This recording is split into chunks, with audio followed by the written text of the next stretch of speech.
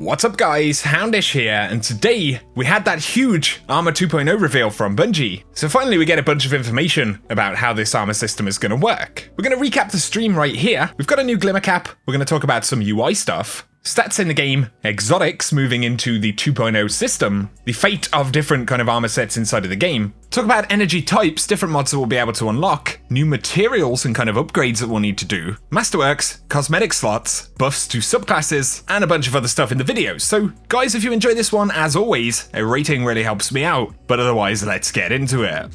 Firstly, thanks to all you guys who tuned in for the Bungie stream right here on the channel today. They talk about a whole bunch of stuff, and one of the things they spent quite a lot of time doing was setting up some builds, and a lot of players right now kind of know how some of those build systems work. So in itself, it wasn't necessarily super exciting, but they were kind of using it as a way to actually show us the new system itself. And so we didn't see an absolute ton of, new armor pieces or anything like that, but we learned a lot about a bunch of different changes in the game. So initially, they talk about picking up the Solstice gear. If you earn the armor sets in the event right now, of course you can get a 2.0 version when Shadowkeep launches immediately, and we can go to the gunsmith to pick these up. They say in this build, the glows weren't actually visible. This is one of the dev builds, but they did confirm that if you bought glows or anything like that, you'll be able to use them in Shadowkeep. So it'll be a pretty simple process. Via the UI tab though, we do see that 250k glimmer is going to be the new glimmer cap, so 250,000 glimmer. We're going to be super rich, man. But of course we can expect to spend a lot of this currency doing upgrades and things like that. Also in the UI, while we're taking a look, we can see that we now have a Sparrow preview as well as a Ghost preview over the shoulder of the Guardian in the UI, so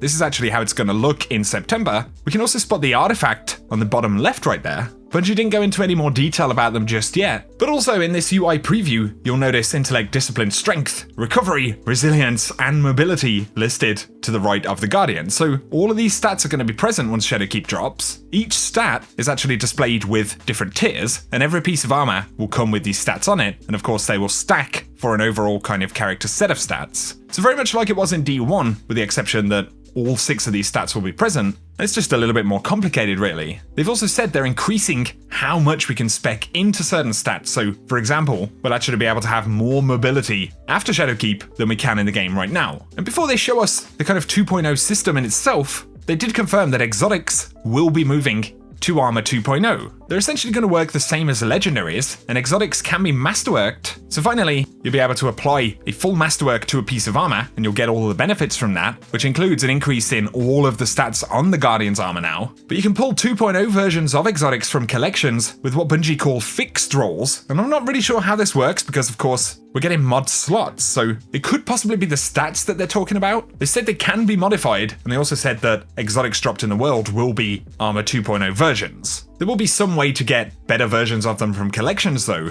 but they also confirmed that all legendary armor in the game that drops after Shadowkeep is going to be Armor 2.0, and that's pretty huge because initially they said it would be specific sets of gear moved to Armor 2.0, but even if you go do year 1 content and get legendary pieces dropped, they're going to come with Armor 2.0 functionality according to what the devs said on the stream. So that's just a little bit of information about some of the gear changes and acquiring some of it, but they talk about armor energy and some of the armor mods. So every piece of armor is going to have an energy type, and it will be upgradable to have a certain amount of energy. So they start out with 1 energy, but can be upgraded all the way to 10. How much energy you have on a piece of armor will actually dictate how many mods can be equipped, because every mod will have an energy cost, and it can be socketed in, but there'll also be mods to match the energy of the armor piece. So if your armor piece comes with void energy, you'll need a void equivalent of a particular mod to slot it in. And different mods will have different energy costs, so we kind of have a budget for mod power on a piece of gear. If you don't have enough energy, a given mod will be grayed out, and all the mods will actually list their cost as well. And it's worth mentioning that all armor mods are now going to be unlocks, so instead of being an individual one-time use item, once you get a mod, it will be acquired forever, and so you can recurringly apply that mod to a piece of gear. But doing upgrades, the ability to apply certain mods to a piece of gear, and energy upgrades will actually require a bunch of new materials, and we can see some of these listed as they preview them. So things like enhancement prisms, ascendant shards, and ascendant charges, we'll see kind of new and returning upgrade materials. And Bungie have said that these will be earned throughout the world with multiple different sources for them, different ways to buy them, and ways to upgrade to more advanced materials. So there are actually multiple versions of these different materials, and it looks like we'll need higher tier versions when we get to kind of like Masterwork 8 or 10. But they've said that things like Nightfalls and seasonal progression will actually give us these materials. On top of this, new mods will be sold by Gunsmith, also found in Gunsmith packages, but also things like World Engrams, and enhanced mods, so essentially what are enhanced perks right now will be found in pinnacle content, things like raids and Iron Banner. And as I mentioned before, of course when you masterwork an armor piece, it will increase every armor stat by +2,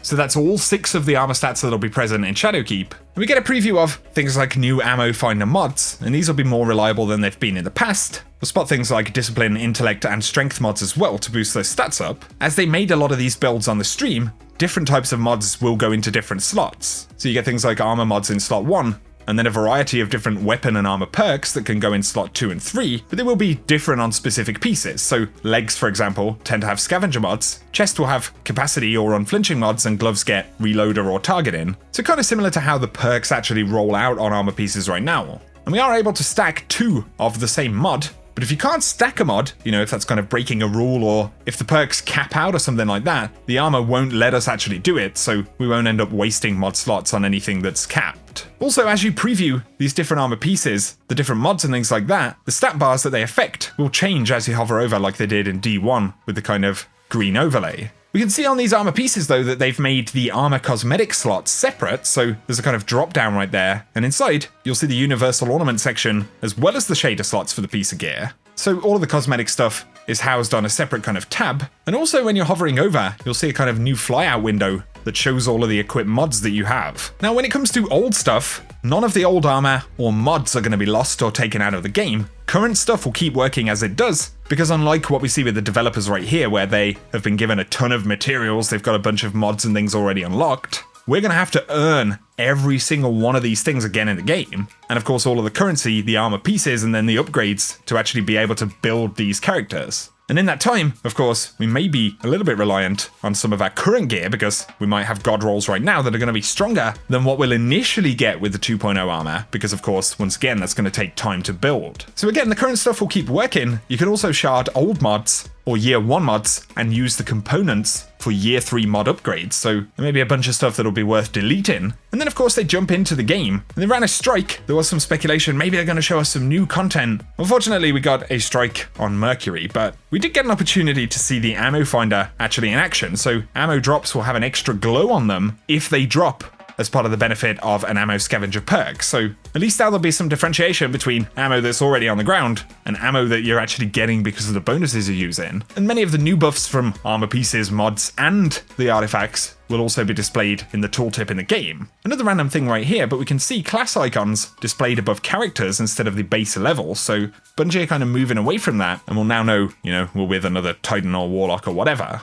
Bungie did show the Titan pulling off a couple of finishing moves, so we can see how the kind of camera changes there. You go into this third person mode, which is pretty interesting. This is how finishers are gonna look in the game. And as Bungie have confirmed, finishers have specific perks, so there is the gameplay element, and they come with different benefits, but then there is also the cosmetic element, which is the move or the animation itself. So they will be equipped separately, and that animation that we're seeing is likely going to come from, the cosmetic store Eververse. And otherwise, really, apart from showing us how you can set up some new builds with these things, they did talk about some buffs that are going to be coming. So they're buffing the Bottom Tree Night Stalker. They say that they're going to do a big reveal with sandbox conversations changes. They'll talk about supers in more depth, but Bottom Tree Night Stalker is getting a buff. Shadow Shot is having its damage and consistency improved according to devs. Weapons of Light is going to be returning to the Defender Titan's bubble, so that's actually going to be an option if you drop a bubble down now. That's definitely pretty cool. I do, however, wonder if it's going to, influence some of the kind of adjustments in the game. Imagine a Well of Radiance and Weapons of Light could get a little bit naughty right there, so we'll have to see how Bungie are potentially going to tackle that. But we also see a very buffed Arc Buddy right here on the Warlock, and this is up so consistently because on that character they actually set up something like 90% discipline. And so of course many things that are in the sandbox right now are going to interact with these new capabilities. We may be able to do similar stuff right now, but this is very specifically about the armor pieces, right? And so I think in that sense, everything we can see looks pretty good. It's a really fantastic system change for the game. There are definitely questions about how much of a grind it's going to be, and there'll even be a certain amount of grind before we're up to equivalent power levels,